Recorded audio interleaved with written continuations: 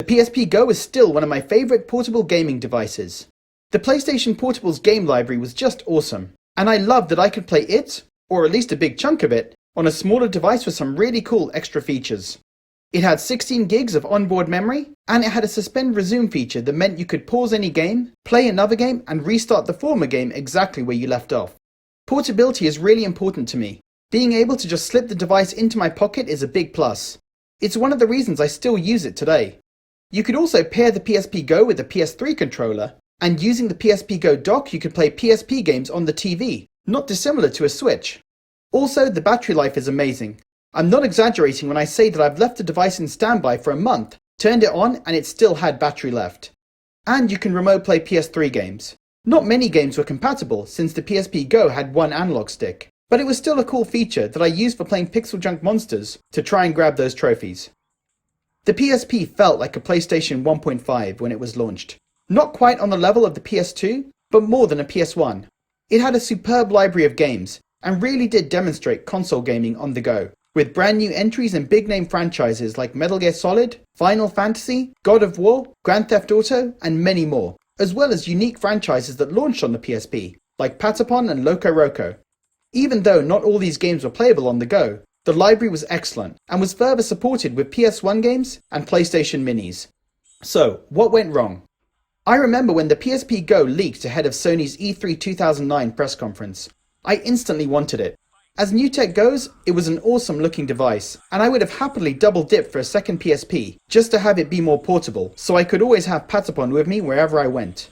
I was very excited leading up to Sony's press conference, until the price was revealed. The PSPGo was announced towards the end of the PSP's life, when the iPhone was blowing up. It was a small version of the PSP, but without the UMD drive, so it would only play digital games. Playing only digital games wasn't an issue for me.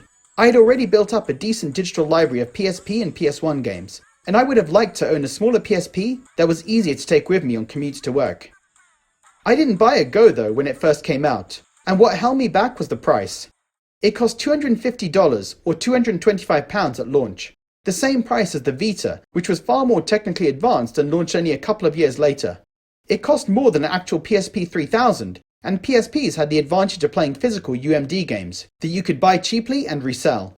The iPhone and iPod Touch were hugely popular when the PSPGo was announced, so maybe Sony thought the high price could be justified because it was competing with high-priced smartphones. But in the end, the PSPGo was a complete failure and was discontinued around 2 years after launch. If Sony could have sold it as a budget device that could play many digital PSP and PS1 games, I think they would have had a lot more success.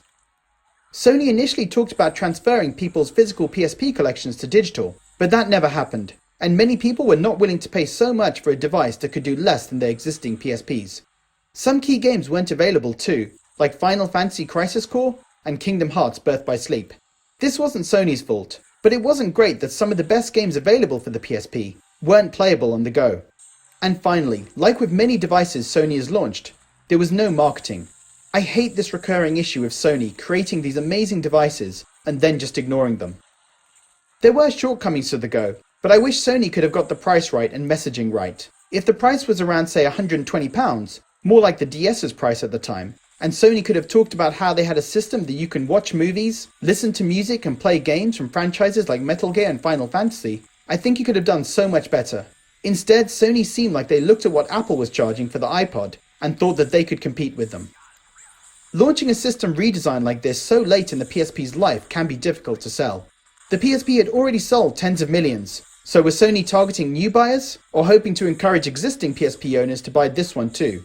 Either way, the price tag was a disincentive for anyone to buy it. I'm still hesitant about going digital only in my games library. It's a risk given companies can delist a game at any time, and this was a valid concern for gamers back in 2010. The price needed to reflect the disadvantage of the system not being able to play physical media, and to encourage buyers to try going digital only. I would love to know what Sony were thinking at the time, and how they justified the price tag internally, but it's not something we're ever likely to know. Another issue was retailers. Sony was asking retailers to sell a device that was built to cut them out of future income. Once someone had a PSPGo, they wouldn't be buying physical games, so the retailers hated the device, and some refused to stock it. This may partly explain the high price tag, since Sony needed to give retailers an incentive to sell it. All this feels like such a waste. It's a device with so many good games and so perfect for portable play, and it wasn't given a chance to succeed. It's also silly that Sony didn't take some of the features from the Go to the Vita, like the built-in storage and the suspend resume feature. As an emulation device though, it's awesome. I've got my physical copies of Birth by Sleep and Crisis Core, but I've also got them on the PSPGo, and they're still great games that I come back to. It can also be used to emulate pretty much any console before the N64. Even N64 games run on it, although not perfectly. Personally, I still love my PSPGo. I'm always happy to take it out now and again, and I love that sometimes I turn it on after weeks of not playing, and I still find it's got power left for me to continue where I left off. So guys, were you one of the few people to buy a PSPGo? What did you think of it, and what's your reaction to Sony's handling of it? Leave a comment below, and as always, thanks for watching.